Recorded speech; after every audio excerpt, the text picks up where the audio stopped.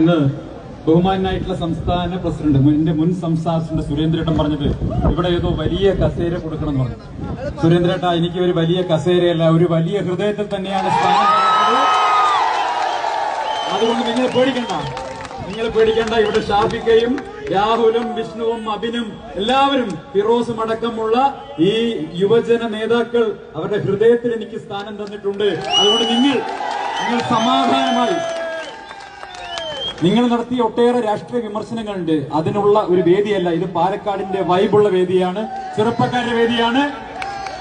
ബാലൻ റിലീസായ കാലത്ത് ബസ് കിട്ടാത്ത ഒരുപാട് പേര് BJP ഓഫീസിൽ ഇരിക്കുന്നുണ്ട്.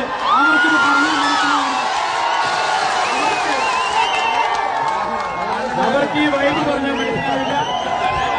ഈ യുവത്വത്തിന്റെ വൈബ് മനസ്സിലാവണമെങ്കിൽ ഷാഫി പറമ്പിലിന്റെ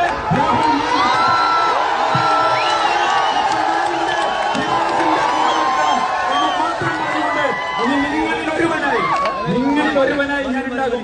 ബാക്കി കാര്യങ്ങൾ പറയാണ്ട് ഏറ്റവും ട്രെയിലറെ